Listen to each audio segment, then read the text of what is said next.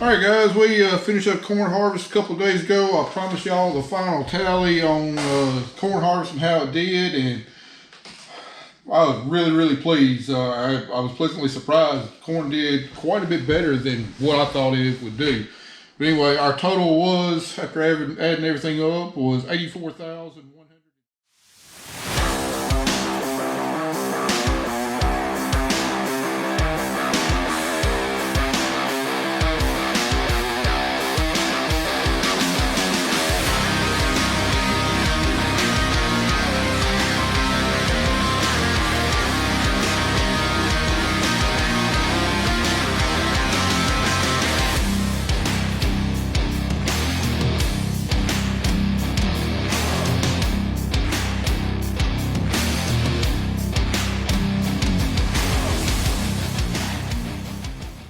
All right, next up on the docket, it's going to be probably a week or so before we're able to get into soybeans. Still got a few green pods out there. Got to let them dry down. So in the meantime, we're going to get this thing cleaned up and put away for the winter. One less thing we got to worry about late fall, early winter on getting cleaned up. And then also going to get the combine washed. Not going to do, you know, what the type of job I normally would before I put it away for the winter, but you know, I would really like to keep my equipment looking good, and I want to get it washed up before we take it to the soybean fields. I spent all morning getting it blown off, and now we're going to spend a few hours getting it washed and making it look presentable. All right, as you can tell, she is a dirty girl. I swear, I think out of all the crops we harvest, you know, corn, soybeans, and wheat, corn dust has got to be the nastiest. It's like magnetic. It literally sticks to everything, and it takes high pressure to get it off. We're going to try to give her a quick bath. Not get her cleaned up, put away for the winter good, but good enough to go to the soybean and field and make me feel a little bit better about it. Oh yeah, and also, first chance I'm getting to use our brand new much bigger wash pad to wash our equipment with. Used to, everything that I'm standing on right here was just gravel. When you're washing, it just get trash, and I mean water and everything just be nasty and everything else. So now we got a nice big concrete pad to wash everything on. Really excited about this. You know, sometimes it's the small things in life. It really is.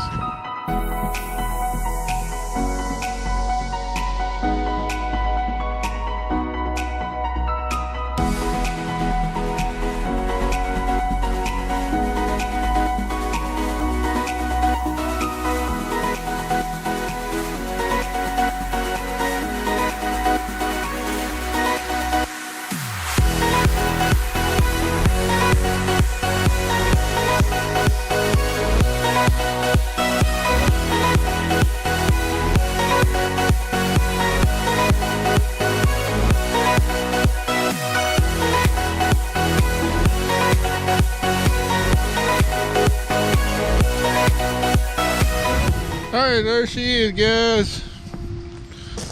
Looks a whole lot better now than she did a few hours ago. Not perfectly clean by any means. If I were to be working on this to put it up for the winter, I'd have at least another day and a half worth of washing on it before I'd be satisfied. But it's good enough to go cut soybeans, and it's good enough to pull in the shop and work on the few odds and ends we gotta work on. I am absolutely filthy, and I'm ready for a shower. So tomorrow we'll get on that big boy. I'll see you then.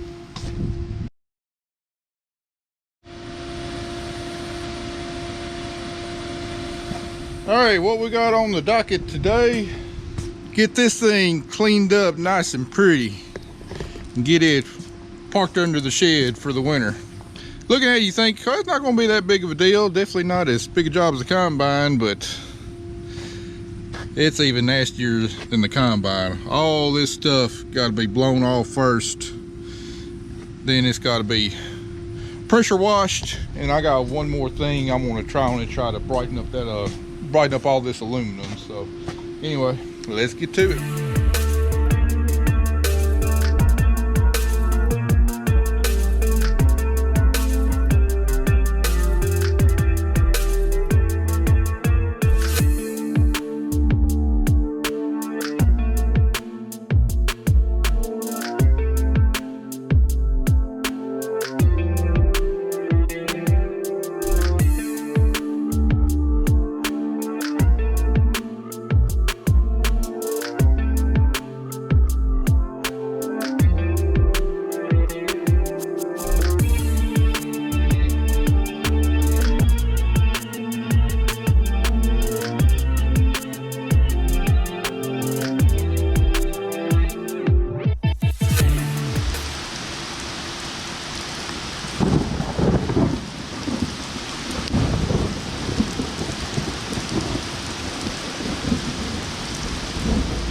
Well, this unexpected rain certainly put a damper on my plans today. The plans was to get the corn head finished up, got it, most of it washed the other day, still got to clean the underside of it. Yesterday we spent all day on the Zombie Trail paintball trail. I had to put in a pipe and had to smooth up the trail where it, washed all year long. Did a bunch of dirt work out there, and this rain is not what I wanted on that dirt work. We're supposed to run this weekend, and now if we run this weekend and it hasn't dried up, it's going to be a sticky, muddy mess. Hopefully this ends soon and sun comes out. This really wasn't, this kind of stuff really wasn't supposed to get here until Saturday night. There's like, I think like a 30-40 chance of rain today, and then this blew up first thing this morning. But we got to play with the cards that have been dealt. So I reckon we're going to work on this today. Got a couple small odds and ends to fix. Not much, but we've also got to get it changed over to soybeans, and that's where the work comes in. So we got our round bar concaves in here now for the corn. We got to take them out and put our large wire concaves in. And then we got vanes along the top of the rotor cage. I think we got like 10 vanes. We got them set in the slow position right now for corn to keep the crop in there longer, make sure everything separates out, and we've got to move them to the middle position for soybeans. So we got quite a few difficult bolts to get to loosen up to move those vanes. Found one pulley bearing was going out, and like I said, we just got a couple other real small details. It's no big deal, but it'll keep us busy for a little while this inclement weather's here. Alright, we're going to go ahead and get the hard job out of the way, and that's changing these vanes. See the vanes going across the rotor cage? We see they're all the way in the slow position, standing more vertical, like I said, to slow the crop down, to allow more time to separate out. So we're going to adjust for soybeans. We don't need them there with the over thresher crop, so we're going to move them into the middle position. So we got them all along here, and then this is where it gets difficult on the above the concaves. But if they're higher up and go way back in the back there.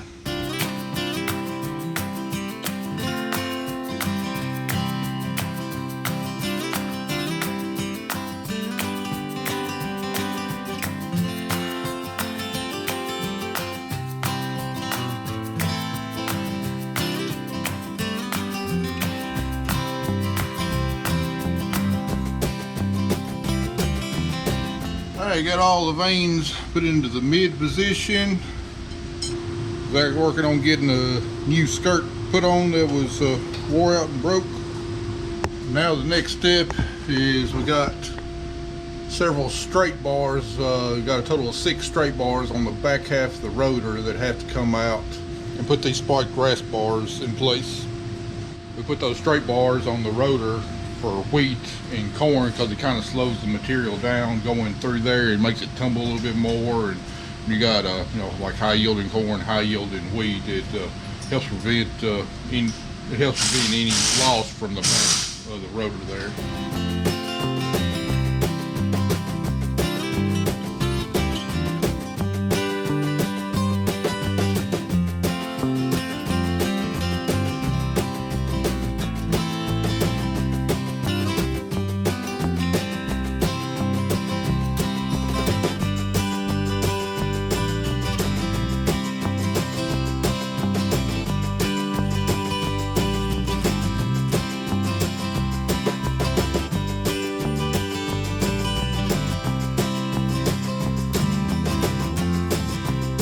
Alright, got that nasty job out of the way. Now the last thing to do is to change the round bar concaves over to the large wire. We got 2 on this side and then 2 on the opposite side to get.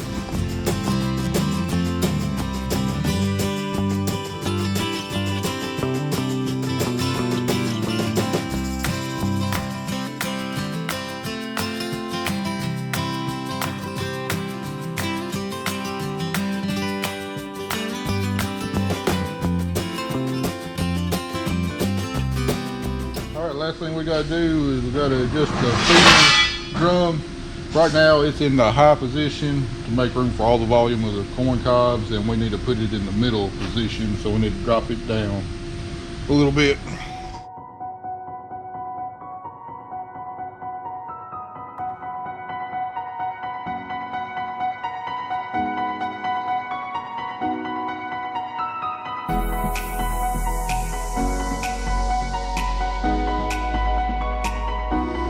Another beautiful day in paradise.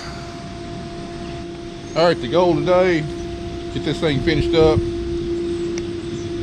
serviced, and put under the shed for a long, cold winter.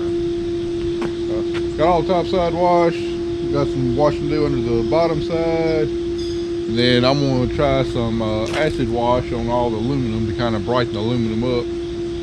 Then we'll just let it dry and oil all the chains real good, and she should be ready to put away.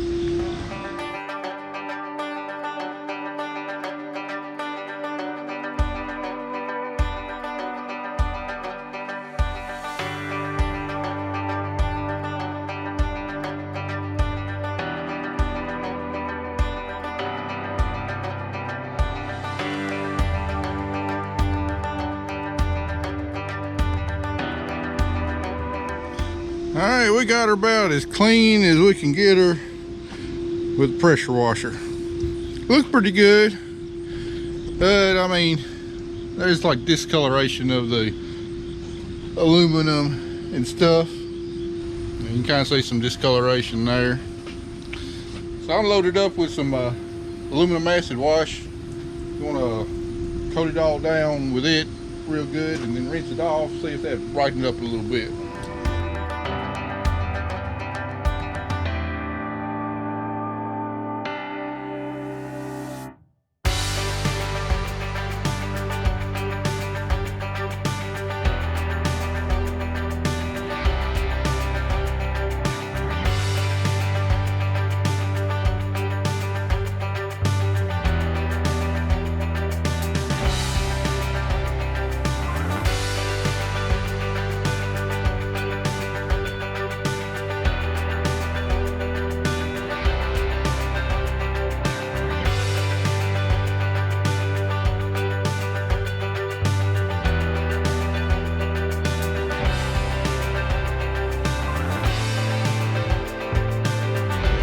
All right, everybody, there she is.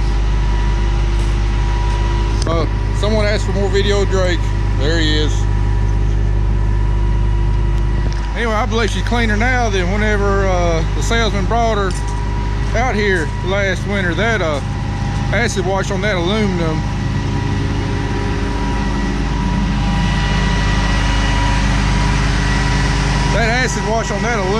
really brought it out good. Of course, it won't last long. You know, it'll oxidize, whatever. But I like to have it looking good for a little while. Got all my chains and everything greased up. Sprayed some diesel fuel on the actual metal parts, deck plates and stuff. So ready to go put this thing under the shed for the year.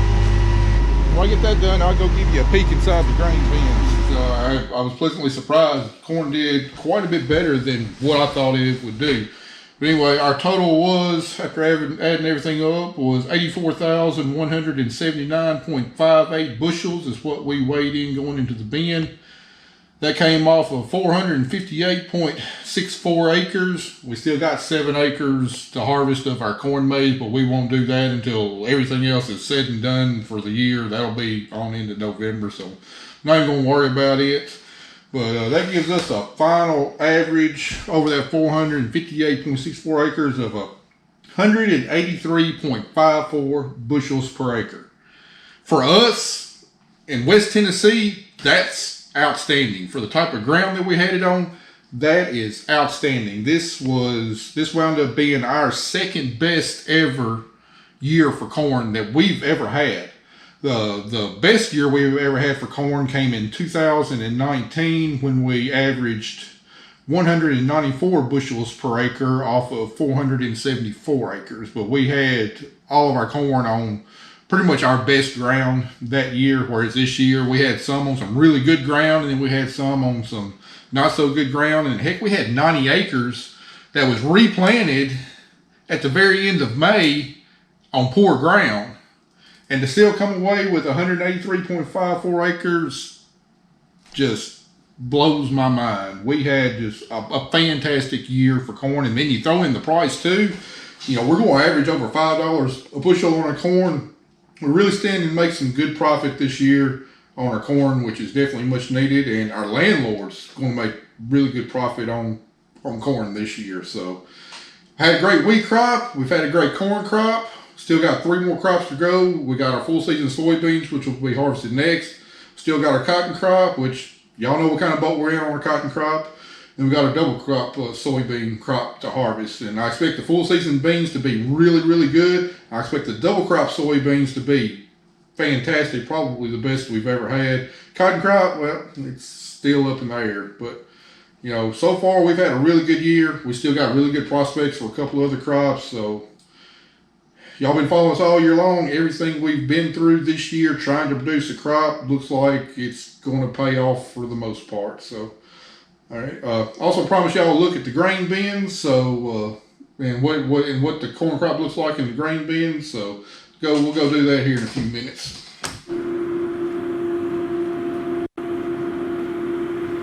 All right, guys. I promise y'all a look inside the grain bins. So,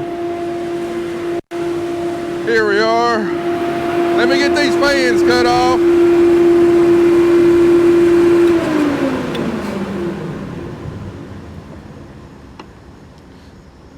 Cut them off so for one thing y'all can actually hear me, and two, my hat doesn't get blown off when I open the door on top, plus get a face full of dust.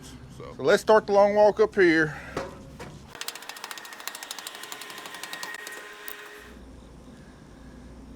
Not a bad view up here, is it?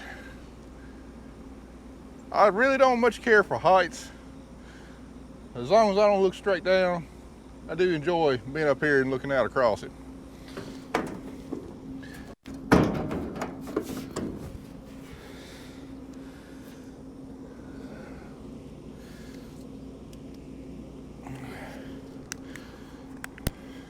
All right, this right here is our this right here is our smallest bin. It's a 30-foot diameter bin.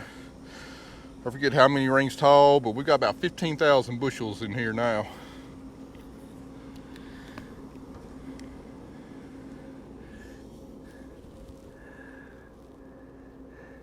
So it's about it's a little over 3/4 full right now. You can see I got a temperature and moisture cable there hanging down in there, monitoring the moisture and the temperature of the grain. As you can tell, it is definitely removing a bunch of moisture from the grain. On this bin, we really need a few more vents on top to get the amount of airflow that we need. All right, next one we're gonna go to, it's right over there. Sure wish I had a catwalk, but now I gotta walk down and walk back up.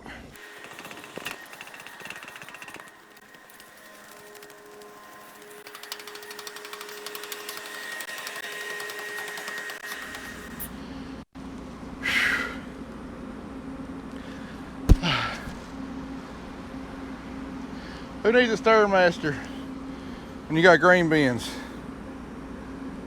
That's a long ways up. All right, like a dummy, I forgot to cut this fan off, so let's see what happens when you open the door with the fan on. Whoa. That's actually not that bad.